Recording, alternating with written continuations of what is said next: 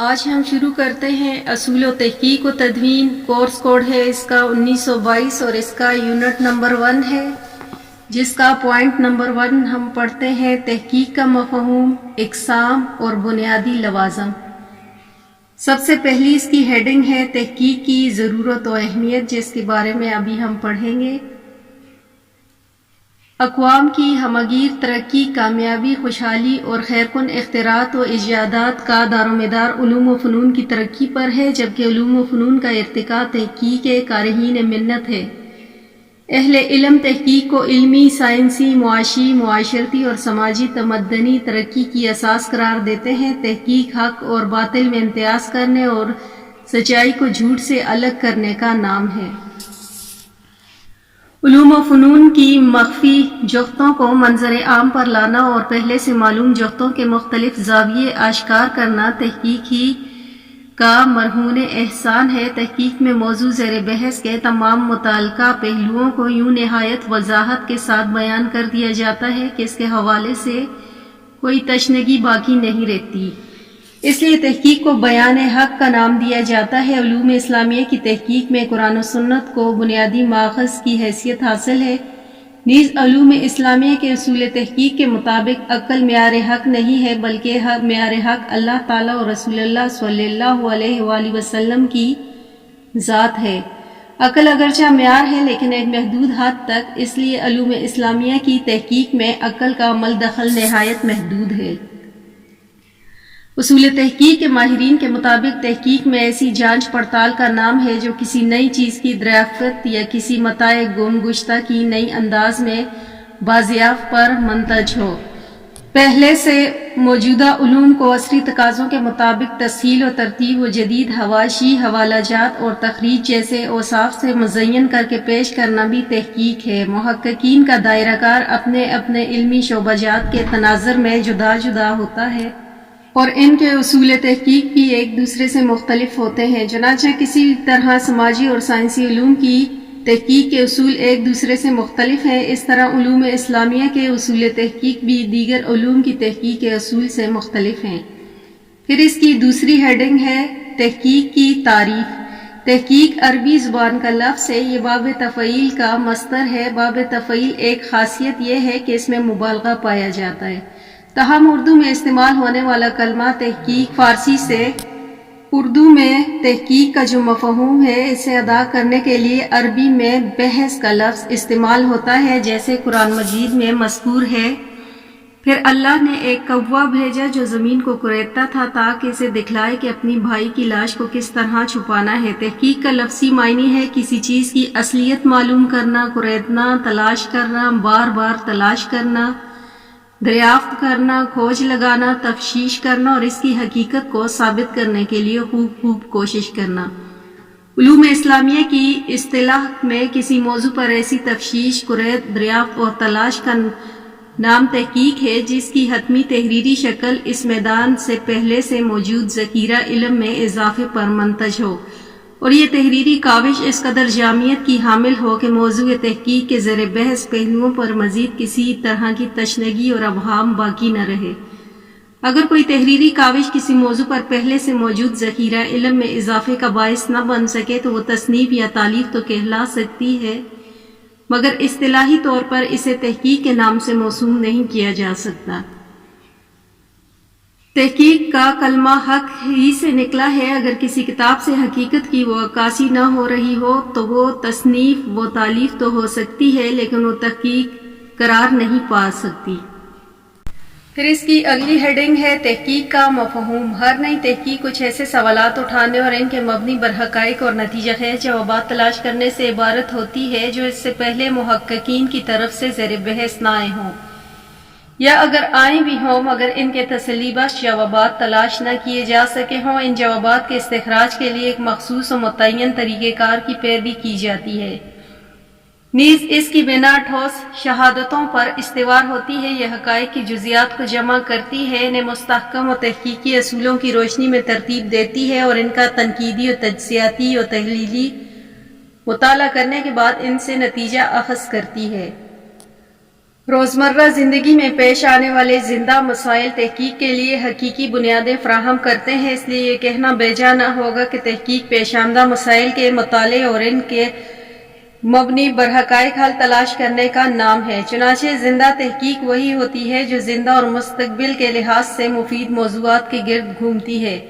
اس لیے متروک اور غیر مفید موضوعات پر ہونے والی تحقیق بے سود ہوتی ہے، لہٰذا ایسی تحقیق ہونی چاہیے جو معاشرے کے حقیقی اور زندہ مسائل کا حل پیش کرے۔ مثلا عصر حاضر میں سوشل میڈیا کی وجہ سے طلاق کی شرحیں بڑھ رہی ہیں۔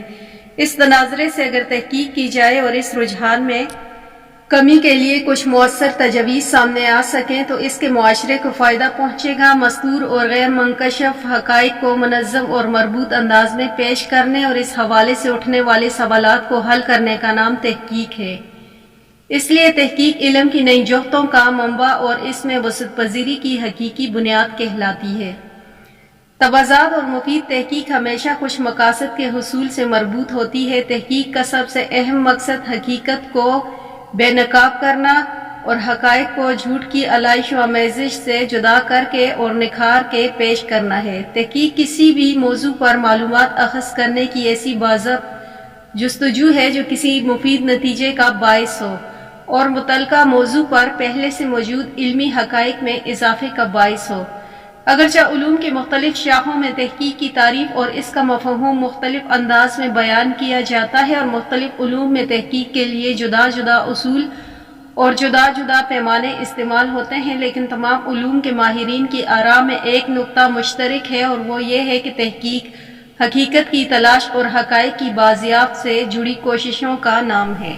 پھر اس کے بعد یونٹ 1 کا پوائنٹ نمبر 2 ہے تحقیق کی اقسام۔ تحقیق کی متعدد و متنوع اقسام ہیں۔ موضوعات، مناہج، مصادر، اہداف، مقاصد اور مصادر وغیرہ متعدد ایسے عناصر و عوامل ہیں جن کی بنیاد پر تحقیق کی مختلف اقسام میں درجہ بندی کی جاتی ہے۔ موضوع کے اعتبار سے تحقیق کی اقسام الگ ہیں اور منہج کے اعتبار سے الگ، مصادر کے اعتبار سے جدا ہیں اور مقاصد کے اعتبار سے جدا۔ عوامل و عناصر کے تنوع تحقیق کی اقسام کے متنوع ہونے کے باعث ہے۔ ذیلی سطور میں تحقیق کی درجہ بندی کے چند معروف عوامل و عناصر ان کے لحاظ سے تحقیق کی اقسام پیش کی جا رہی ہیں۔ اس کی پہلی اقسام ہے تحقیق بلحاظ موضوع۔ موضوع کے اعتبار سے تحقیق کی متعدد اقسام ہیں۔ علوم و فنون کی جس قدر بے انتہا جوہتیں ہیں اس قدر موضوعات بھی متنوع ہیں۔ ہر علم متعدد شاخوں پر مشتمل ہے اور ہر شاخ کے ان گنت پہلو قابل تحقیق ہوتے ہیں، چنانچہ کسی بھی علم کی کسی بھی شاخ کے کسی بھی پہلو پر تحقیق ممکن ہے۔ تحقیق کے لیے منتخب کردہ اس موضوع کا تعلق ہوا کسی مذہبی فکر سے ہو یا وہ سماجیات کا کوئی مسئلہ ہو، وہ علم البشریات کا کوئی موضوع ہو یا وہ اقتصادیات سے متعلق ہو، زندگی کا ہر پہلو موضوع تحقیق بن سکتا ہے، بشرطیہ کہ اس میں تحقیقی موضوع بن سکنے کی دیگر شرائط پائی جاتی ہوں۔ گویا موضوع کے اعتبار سے تحقیق کی اقسام کا مطلب ہے علوم و فنون کی شاخوں کے اعتبار سے تحقیق کی اقسام۔ چنانچہ اس سے یہ امر واضح ہوتا ہے کہ علوم کا تنوع موضوعاتی تحقیق کے تنوع کی اساس ہے۔ ہر علم کی کئی شاخیں اور ہر شاخ کی کئی ذیلی شاخیں ہیں۔ اس لحاظ سے موضوع کے اعتبار سے تحقیق کی اقسام و احاطہ شمار سے باہر ہیں۔ علوم کی کوئی بھی قسم ہو وہ ان گنت موضوعات کا احاطہ کرتی ہیں۔ تفہیم مسئلے کے لیے علم نباتات کی مثال لیجیے۔ علم نباتات کی کئی ذیلی شاخیں ہیں اور ہر شاخ سے متعلق ان گنت موضوعات پر تحقیق ممکن ہے۔ یہی کیفیت دیگر تمام علوم اور ان کی شاخوں کی ہے۔ ہر علم کی متعدد شاخیں اور ہر شاخ سے متعلق سینکڑوں موضوعات ہیں۔ اس لیے یہ کہنا بے جا نہ ہوگا کہ موضوعاتی اعتبار سے تحقیق کی اقسام کو تعداد کے پیراہن میں مقید نہیں کیا جا سکتا۔ ہزاروں موضوعات ایسے ہیں جن پر تحقیق کی جا سکتی۔ پھر اس کی اگلی قسم ہے اقسام میں تحقیق بلحاظ منہج۔ منہج کے اعتبار سے تحقیق کی متعدد اقسام ہیں جن میں سے بیانیہ منہج تحقیق، تقابلی منہج تحقیق، تجزیاتی منہج تحقیق، تجرباتی منہج تحقیق، شماریاتی منہج تحقیق، تجزیاتی منہج تحقیق اور مطالعہ احوال پر مبنی تحقیق زیادہ معروف ہے۔ نمبر 1 اس کی ہیڈنگ ہے بیانیہ منہج تحقیق۔ جیسا کہ نام سے ہی ظاہر ہے کہ تحقیق کی یہ قسم کسی چیز کے بیان سے متعلق ہے، اسے وصفی تحقیق بھی کہا جاتا ہے۔ اس تحقیق میں کسی چیز کی حقیقت و کیفیت کو زمان و مکان کی حد بندی کے ساتھ بیان کیا جاتا ہے۔ تحدید اس تحقیقی کا لازم عنصر ہے۔ تحقیق کی اس قسم کو حسب ذیل مثال سے سمجھا جا سکتا ہے۔ مثلا ذیل میں دیے گئے اس موضوع کو دیکھیے۔ 1980 سے 2000 کے دوران اسلام آباد کے سرکاری اسکولوں میں رائج نصاب اسلامیات کا تحقیقی اور تجزیاتی مطالعہ۔ یہ بیانیہ تحقیق کا موضوع ہے۔ اب یہ دیکھنا ہے کہ یہ موضوع کس طرح بیانیہ تحقیق کا موضوع ہے۔ تو اس کا جواب یہ ہے کہ یہ موضوع نصاب اسلامیات کے تجزیاتی اور تحقیق کے مطالعے سے متعلق ہے، یعنی اس موضوع پر ہونے والی تحقیق اسلامیات کے نصاب کو تجزیاتی اور تحقیقی پیرائی میں بیان کیا جائے گا۔ نیز اس موضوع میں تحدید کی شرط پائی جاتی ہے۔ اس موضوع پر کچھ بندشیں عائد کر کے اسے محدود کر دیا گیا۔ اس کی بنا پر اس پر تحقیق کا کام کرنا ممکن ہو گیا اور یہ بیانیہ منہج تحقیق کے زمرے میں آ گیا۔ اگر یہ بندشیں عائد نہ کی جاتی تو تحقیق کا کرنا تقریباً ناممکن تھا۔ اس موضوع پر پہلی بندش عرصے کے تعین کی صورت میں لگائی گئی ہے، یعنی یہ تحقیق 1980 سے 2000 کے عرصے تک محدود ہو گئی اور یہ پہلی بندش زمانے کی تحدید ہے۔ یہ تحدید واضح کرتی ہے کہ اس تحقیق میں نہ تو صرف 1980 سے پہلے کا عرصہ شامل ہوگا اور نہ ہی 2000 کے بعد کا۔ اس پر دوسری بندش مقام کی صورت میں لگائی گئی ہے، یعنی یہ تحقیق صرف اسلام آباد تک محدود ہے۔ اسلام آباد سے باہر کے علاقے کو دائرۂ تحقیق میں نہیں لایا جا سکتا۔ سرکاری اسکولوں کی ترکیب اس موضوع پر تیسری اور چوتھی بندش کا لگاتی ہے۔ اس کا مطلب یہ ہے کہ اس تحقیق کا دائرہ صرف اسکولوں تک محدود ہے اور اسکولوں میں صرف ان جو حکومتی ملکیت ہیں، غیر حکومتی اسکول اس تحقیق کے دائرے میں شامل نہیں ہوں گے۔ اس طرح اسکولوں کے علاوہ دیگر ادارے جیسے کلیات و جامعات، کالج، یونیورسٹیز اور دیگری دینی مدارس وغیرہ بھی اس دائرے میں شامل نہیں ہوں گے، خواہ وہ سرکاری ہی کیوں نہ ہوں۔ پانچویں بندش اسلامیات کے لفظ کی صورت میں ہے۔ اس کا مطلب ہے کہ یہ تحقیق صرف اسلامیات کے نصاب تک محدود ہو گئی، دیگر مضامین کے نصاب کو اس میں زیر بحث نہیں لایا جائے گا۔ پھر اس کی اگلی ہیڈنگ ہے تقابلی منہج تحقیق۔ تقابلی کے منہج کی تحقیق دو اشیاء میں موازنہ کیا جاتا ہے۔ تحقیق کا یہ منہج وہاں استعمال ہوتا ہے جہاں دو چیزوں یا دو نظریات، دو اسالیب، دو تصنیف، دو افراد یا ایک ہی طرح کے دو امور پائی جانے والی مشابہت یا مغایرت یا مشابہت یا مغایرت دونوں پہلوؤں کا تقابل و موازنہ کیا جائے۔ مثلا تفہیم القرآن، معرف القرآن کے اسالیب کا تقابلی مطالعہ، چوتھی تعلیمی پالیسی کے محاسن و مماثلات کا تقابلی مطالعہ وغیرہ۔ پھر اس کی اگلی قسم ہے تجزیاتی منہج تحقیق۔ اس تحقیق میں خاص نمونوں کو متعین زاویوں پر پرکھا جاتا ہے۔ یہ تحقیق بھی بنیادی طور پر وصفی تحقیق ہے۔ تجزیاتی تحقیق میں کسی چیز، کیفیت، صورتحال یا شعبے کے مثبت اور منفی پہلوؤں کا جائزہ لیا جاتا ہے۔ اس تحقیق کا مقصد اچھے اور برے پہلوؤں کا گہرا مشاہدہ کرنا ہے، جائزہ لینا ہے، اسباب کا تجزیہ کرنا اور اس تجزیے کی بنیادی پر بہتری کی تجاویز پیش کرنا ہوتا ہے۔ اس طرح اس کی تحقیق عموماً ایسے شعبوں میں کی جاتی ہے جس کا انسانی زندگی سے تعلق ہو، جیسے تعلیم، معاشیت، تجارت، صنعت و حرفت اور عدل و قضاء وغیرہ۔ اس منہج تحقیق میں پہلے معلومات اکٹھی کی جاتی ہے، پھر خاکہ تحقیق میں طے شدہ اسلوب کے مطابق ان معلومات کا تحقیقی اور تجزیاتی مطالعہ کیا جاتا ہے اور آخر میں نتائج تحقیق مرتب کیے جاتے ہیں۔ پھر اس کی اگلی ہیڈنگ ہے نمبر 4، شماریاتی منہج تحقیق۔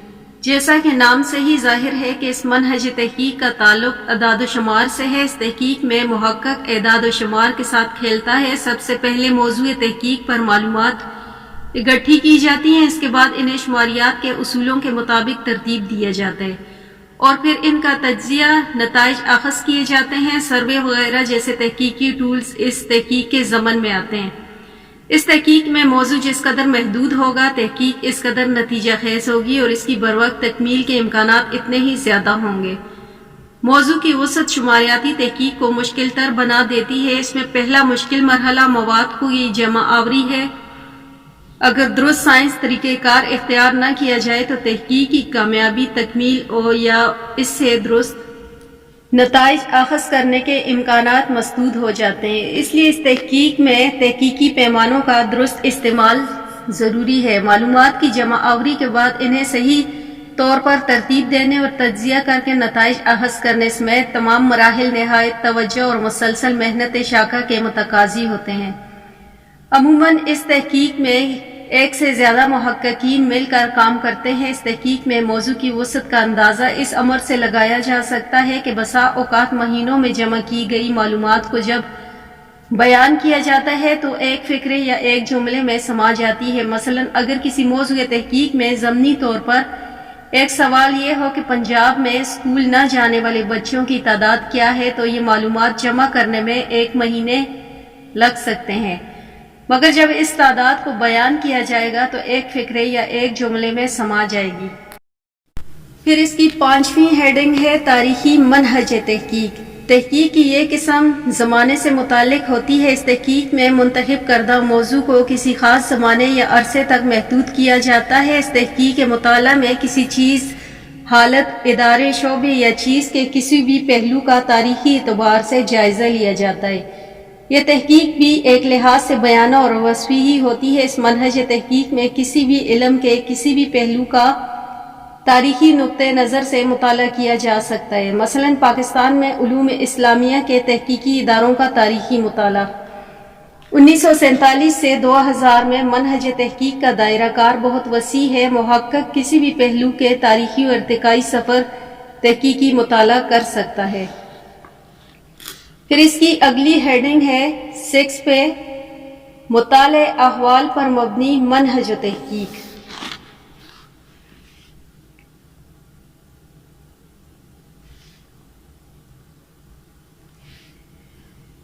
یہ تحقیق کیفیت یا حالت کے مطالعے پر مشتمل ہوتی ہے۔ اس کا بنیادی فلسفہ یہ ہے کہ کسی ایک اکائی کے تفصیلی و تحقیقی مطالعے سے حاصل ہونے والے نتائج کے بارے میں گمان کیا جاتا ہے کہ کس کل کی اجتماعی کیفیت میں وہی ہو جو اس ایک اکائی کے نتیجے سے سامنے آتی ہے۔ یہ تحقیق عام طور پر سماجی علوم میں بروئے کار لائی جاتی ہے۔ مثلاً علم البشریات کے کسی محقق نے اگر کسی امر کا جائزہ لینا ہو کہ سماجی و تعمیر و تخریب میں موبائل فون کا کیا کردار ہے تو وہ مطالعہ احوال پر مبنی منہج تحقیق اختیار کرے گا، اور اس کے لیے پورے معاشرے کے احوال کا مطالعہ کرنے کے بجائے معاشرے کے کسی محدود گروہ، علاقے یا شہر کے لوگوں کے احوال کا مختلف تحقیقی ٹولز کی مدد سے مطالعہ کرے گا اور اس نسبت سے اپنے موضوع تحقیقی کا عنوان بھی مرتب کرے گا۔ اس تحقیقی مطالعہ احوال کیس اسٹڈی سے حاصل ہونے والے نتائج کی روشنی میں پورے معاشرے کے بارے میں اندازہ لگایا جائے گا کہ سماجی تعمیر یا تخریب میں موبائل فون کس قدر مؤثر ہے۔ اس منہج تحقیق میں اگر ایک ادارے، کسی ایک محلے، کسی ایک کالج، کسی ایک فیکٹری، کسی ایک مدرسے یا کسی ایک فرد کا مطالعہ کیا جاتا ہے۔ پھر اس کی اگلی ہیڈنگ ہے اقسام تحقیق بلحاظ مدت۔ مدت کے اعتبار سے تحقیق کی 3 اقسام ہیں: قلیل مدتی تحقیق، وسط مدتی تحقیق اور طویل مدتی تحقیق۔ قلیل مدتی تحقیق وہ ہوتی ہے جو تقریباً 1 ماہ یا اس سے بھی کم عرصے میں مکمل کر لی جاتی ہے، جیسے کلاس میں دیا گیا مشقی کام۔ وسط مدتی تحقیق وہ ہوتی ہے جس کی تکمیل میں 1 سے 2 سال کا عرصہ درکار ہوتا ہے، جیسے جامعات میں تعلیمی اسناد کے حصول کے لیے تحقیقی کام۔ طویل مدتی تحقیق وہ ہوتی ہے جس کی تکمیل کے لیے ایک لمبا عرصہ درکار ہوتا ہے، جیسے قرآن کریم کی تفسیر، کتب کا ترجمہ کاری اور موسوعہ جات کی تیاری وغیرہ۔ پھر اس کی اگلی ہیڈنگ ہے 2.4 اقسام تحقیق بلحاظ مصادر و مراجع۔ بنیادی ماخذ کو مصادر اور ثانوی ماخذ کو مراجع کہا جاتا ہے۔ مراجع و مصادر ایک محقق کو وہ بنیادی معلومات اور مواد فراہم کرنے کے وسائل کا نام ہے جن کی بنیاد پر محقق اپنی تحقیق کی عمارت تعمیر کرتا ہے۔ مصادر و مراجع کے اعتبار سے تحقیق کی 3 اقسام ہیں: لائبریری تحقیق، عملی تحقیق اور لائبریری و عملی تحقیق۔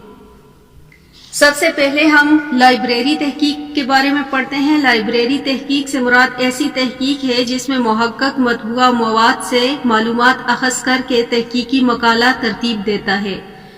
لائبریری تحقیق میں مواد کتاب تحقیقی مجلات لغات مسوجات کتب فہارس اخبارات و جرائد سے حاصل کیا جاتا ہے۔ اس منہج و تحقیق میں محقق سب سے پہلے متعلقہ موضوع پر مطبوع مواد جمع کرتا ہے اور پھر ان کا مطالعہ کرتا ہے۔ محقق مطالعے سے جو معلومات اخذ کرتا ہے انہیں اپنے خاکے کی تحقیق میں طے کردہ اسلوب کے مطابق ترتیب دیتا ہے۔ اس تحقیق کے لیے محقق باقاعدگی سے لائبریری جاتا ہے۔ ایک منظم مزاج محقق لائبریری کے عملے کے ساتھ اچھے تعلقات کی اہمیت سے نجومی آگاہ ہوتا ہے اور اس حوالے سے کبھی لاپرواہی کا مظاہرہ نہیں کرتا، چنانچہ وہ اپنے حسن اخلاق اور بہتر برتاؤ سے لائبریری میں اپنے لیے مطالعے کی ایک میز مخصوص کروا لیتا ہے۔ وہ اپنی مطلوبہ کتابیں اس میز پر جمع کر لیتا ہے، جہاں اس کے موضوع سے متعلق کتابیں اس وقت تک موجود رہتی ہیں جب تک کہ وہ اپنا تحقیقی کام مکمل نہیں کر لیتا۔ لائبریری تحقیق میں محقق کا تمام تر انحصار و مصادر و مراجع پر ہوتا ہے۔ پھر اس کی اگلی ہیڈنگ ہے عملی تحقیق۔ عملی تحقیق وہ ہے جس میں محقق کسی مخصوص مقام پر جا کر موضوع تحقیق سے متعلق مواد اکٹھا کرتا ہے۔ محقق موضوع پر تحقیق سے متعلقہ مقام پر جاتا ہے، وہاں لوگوں سے ملاقاتیں کرتا ہے، ان سے گفت و شنید کرتا ہے اور مطلوبہ مواد پر مبنی معلومات اکٹھی کرتا ہے۔ اس تحقیق میں انٹرویو اور سروے وغیرہ جیسے وسائل تحقیق کو بھی بروئے کار لایا جاتا ہے۔ محقق اس مقام پر اپنے مشاہدات کو جمع کرتا ہے، لوگوں کی آراء، بیانات اور افکار و نظریات اور دستیاب شواہد کی جمع آوری کے بعد ان کی باہمی موازنہ کرتا ہے۔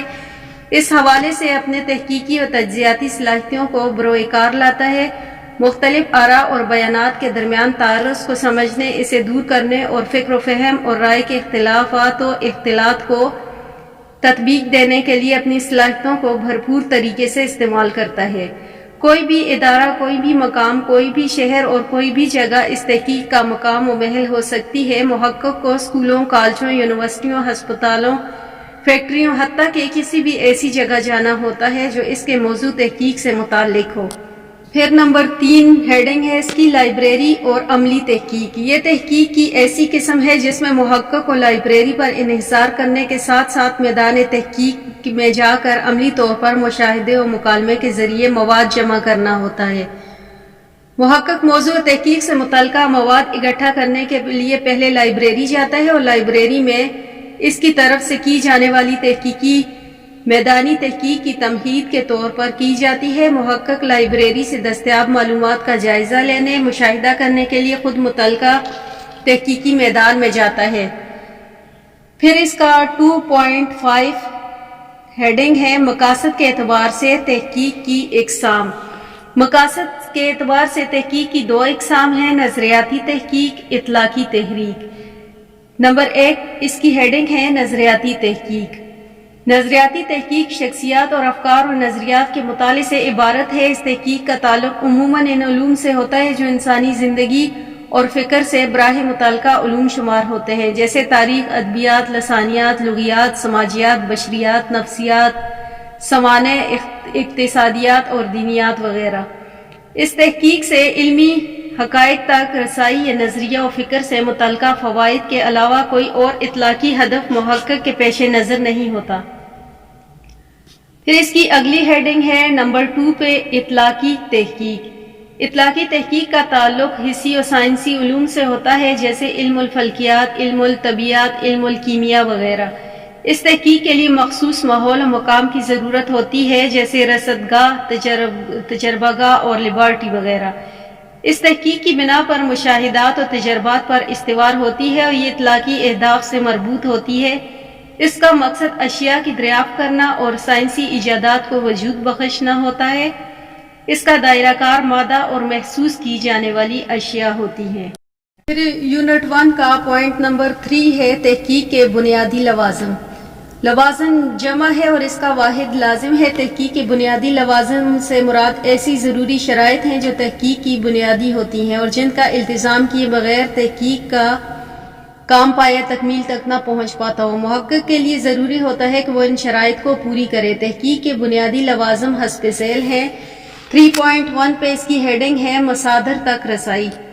مصادر کسی موضوع پر سب سے قدیم اور بنیادی مواد کو کہا جاتا ہے۔ مصادر میں موضوع پر اولین کتابیں، مخطوطات اور دیگر مطبوعہ وغیرہ مطبوع دستاویزات مصادر ماخذ اصلیہ کہلاتے ہیں۔ تحقیق کا بنیادی انحصار مصادر پر ہوتا ہے۔ تحقیق کے لیے ایسا موضوع منتخب کرنا چاہیے جس پر مصادر کی اتنی تعداد میں موجود ہو کہ تحقیقی کام مکمل کیا جا سکتا ہو۔ اگر کسی موضوع پر مصادر دستیاب ہی نہ ہوں، پھر مصادر موجود تو ہوں لیکن کسی ایسے دور افتاد مقام پر ہوں جہاں محقق نہ پہنچ سکتا ہو، تو کسی ایسے ادارے کی لائبریری میں ہو یا کسی ایسے فرد کی تحویل میں جو ان مصادر تک محقق کو رسائی دینے کا روادار نہ ہو، تو ایسی صورت میں ایسے موضوع کے انتخاب سے گریز کرنا چاہیے۔ پھر اس کی اگلی ہیڈنگ ہے 3.2 پہ موضوع پر تحقیق ممکن ہو۔ تحقیق کا ایک لازمہ یہ بھی ہے کہ محقق ایسے موضوع کا انتخاب کرے جس پر کام کرنا ممکن ہو۔ محقق کو ایسے موضوع کا انتخاب نہیں کرنا چاہیے جو اس کی علمی استعداد سے بالاتر ہو یا اس کی مالی حالات ایسے ہوں کہ وہ موضوع پر اٹھنے والے اخراجات برداشت نہ کر سکے، یا موضوع اس قدر الجھا ہوا ہو کہ اس کی تفہیم، مواد کی ترتیب اور تجزیہ و تحلیل مشکل ہو، یا ایسا موضوع ہو جس سے متعلق مواد اکٹھا کرنا انتہائی مشکل ہو یا ناممکن ہو۔ پھر اس کی اگلی ہیڈنگ ہے 3.3 پہ موضوع پر پہلے سے تحقیق نہ کی ہو۔ محقق کے لیے ضروری ہے کہ وہ ایسے موضوع کا انتخاب کرے جس پر پہلے تحقیقی کام نہ ہوا ہو، موضوع اچھوتا اور مستقل بذات ہو۔ اگر موضوع ایسا ہو کہ اس پر تحقیقی کام پہلے سے ہو چکا ہو لیکن اس کے اندر کئی پہلو تشنا رہ گئے ہوں، یا ایسے موضوع کی کچھ نئی جوہتیں سامنے لانا مقصود ہو، تو پھر ایسے موضوع پر کام کیا جا سکتا ہے۔ پھر اس کی اگلی ہیڈنگ ہے 3.4 پہ تحقیق توازات اور تخلیقی ہو۔ تخلیق کا ایک لازمہ یہ بھی ہے کہ وہ توازات اور تخلیقی ہو، موضوع پر پہلے سے موجود علمی مواد میں مزید اضافے کا باعث بنے اور تکرار سے مبرہ ہو۔ وہ کسی دوسرے محقق کی تحقیقی کاوش کا چربہ یا ترجمہ نہ ہو، مصادر و مراجع سے نقل محض یا کثرت اقتباسات پر مشتمل نہ ہو، بلکہ مصادر سے اخذ و انضباط اور استخراج نتائج پر مشتمل ہو۔ پھر اس کی اگلی ہیڈنگ ہے 3.5 تحقیقی سے دلچسپی لینا۔ محقق کو چاہیے کہ تحقیق سے والہانہ دلچسپی رکھے تو یہ وہی تحقیق کام پایہ تکمیل تک پہنچ جاتا ہے اور تحقیقی رویے پروان چڑھتے ہیں۔ زندگی کے ہر معاملے میں محقق کو تحقیقی رویہ اپنانا چاہیے تاکہ اس کی زندگی تحقیقی اسلوب میں ڈھل سکے۔ تحقیقی سے اگر دلچسپی، والہانہ لگن نہ ہو تو محقق موضوع پر تحقیق کا حق ادا نہیں کر سکے گا۔ تحقیق محنت شاقہ کا تقاضا کرتی ہے اور انسان اس وقت تک محنت نہیں کرتا جب تک کہ اسے کسی معاملے سے دلچسپی نہ ہو، لہذا تحقیقی لگن محقق کی شخصیت کا لازمی وصف ہے۔ تحقیقی لگن پیدا کرنے میں کئی داخلی و خارجی عوامل بھی کارفرما ہوتے ہیں۔ محقق کو اس میدان کا انتخاب کرنے سے پہلے یہ دیکھ لینا چاہیے کہ آیا وہ تحقیق کو بطور طرز زندگی اپنا سکتا ہے، آیا اس میں کچھ ایسے سماجی، آئلی یا معاشرتی یا معاشی مسائل کا سامنا تو نہیں جن کے ہوتے ہوئے اسے اپنا تحقیقی سفر ادھورا چھوڑنا پڑ سکتا ہو یا وہ تحقیق کے تقاضے نہ نبھا سکتا ہو۔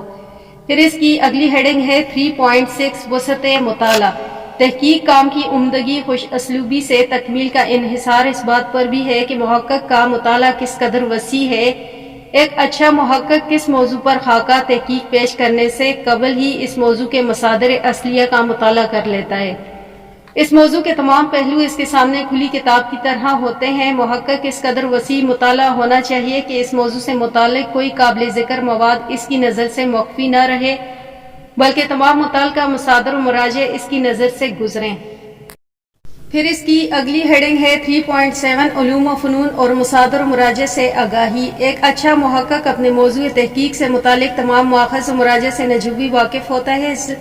معلوم ہوتا ہے کہ موضوع پر ابتدائی ماخذ کون کون سے اور کہاں کہاں دستیاب ہیں، اور وہ یہ بھی جانتا ہے کہ اس موضوع پر کس نوعیت کے مراجع کہاں کہاں وہ دستیاب ہیں۔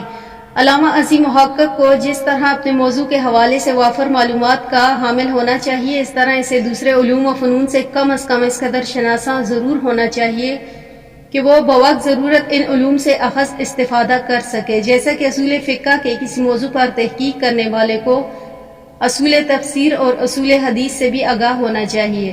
اگر اسے قرآن کریم اور سنت رسول صلی اللہ علیہ وآلہ وسلم سے اخذ و استخراج کے اصولوں سے آگاہی ہی نہیں ہوگی تو وہ اصول فقہ کے کسی موضوع پر تحقیق کا حق ادا نہیں کر سکے گا۔ پھر اس کی اگلی ہیڈنگ ہے 3.8 پہ زبان دانی۔ موضوع تحقیق کا انتخاب کرنے والے پہلے ضروری ہے کہ محقق تحقیق کے لیے مطلوبہ زبان کا انتخاب کرے کہ اس نے کس زبان میں تحقیق کرنی ہے۔ محقق کو چاہیے کہ وہ اس زبان کو تحقیق کے لیے منتخب کرے جس پر اسے مکمل عبور حاصل ہو۔ زبان سے عدم واقفیت یا زبان پر مکمل عبور نہ ہونا تحقیقی فہم کے منافی ہے۔ جس محقق کو تحقیق کی زبان پر عبور نہ ہو اس کے لیے تحقیق کرنا ناممکن ہے۔ زبان پر خاطر خواہ عبور ہونا چاہیے۔ زبان کی معمولی سد بدھ سے تحقیقی کام آگے نہیں بڑھ سکتا، اس لیے محقق کو چاہیے کہ وہ اس زبان کا انتخاب کرے جس پر اسے عبور حاصل ہو۔ علامہ ازیں ایسے دیگر زبانوں میں بھی مہارت ہونی چاہیے۔ علوم اسلامیہ کے محققین کو عربی زبان پر دسترس حاصل ہونی چاہیے، کیونکہ علوم اسلامیہ کے تقریباً تمام ہی مصادر عربی زبان میں ہیں۔ محقق مقالہ نگاری کے لیے بے شک اردو زبان کا انتخاب کرے، مگر عربی ادب کو سمجھنے کی اہلیت کے بغیر وہ مصادر اصلیہ سے کماحو کا استفادہ نہیں کر سکتا، اس لیے عربی فہم کے بغیر علوم اسلامیہ کی تحقیق تشنا ادھوری رہ جاتی ہے۔ پھر اس کی اگلی ہیڈنگ ہے 3.9 حصول مواد کے ذرائع سے آگاہی۔ محقق کو معلوم ہونا چاہیے کہ اس کے موضوع تحقیق سے متعلقہ مواد کا حصول کن کن ذرائع سے ممکن ہے اور وہ ذرائع کہاں کہاں میسر ہیں، یعنی وہ جانتا ہو کہ کون کون سی لائبریریاں یا کتب خانے ہیں جہاں سے اسے مطلوبہ مصادر و مراجع میسر آ سکیں۔ وہ یہ بھی جانتا ہو کہ کون سے ایسے افراد ہیں جن کے پاس اس کے موضوع سے متعلق مواد میسر ہیں، نیز اسے لائبریریوں میں استعمال کرنے کا طریقہ آتا ہو۔ وہ جانتا ہو کہ مواد کے حصول میں افاضل محققین اور اہل علم سے مشاورت کے کیا اہمیت ہے، مواد کے حصول کے تمام ذرائع سے واقف ہو اور ان ذرائع کو استعمال کرنے کا ہنر بھی جانتا ہو۔ علامہ ازیں اس راہ میں پیش آنے والی مشکلات سے عہد برآ ہونے کی صلاحیت رکھتا ہو۔ بسا اوقات مواد کسی ایسے شخص کی دسترس میں ہوتا ہے جو اپنی افتاد طبع یا قانونی مشگافیوں کے آڑ لے کر محقق کو مواد تک رسائی دینے پر بآسانی آمادہ نہیں ہوتا۔ ایسی صورتحال سے نکلنے اور مواد تک رسائی حاصل کرنے کے لیے محقق کو راستہ نکالنا ہی پڑتا ہے۔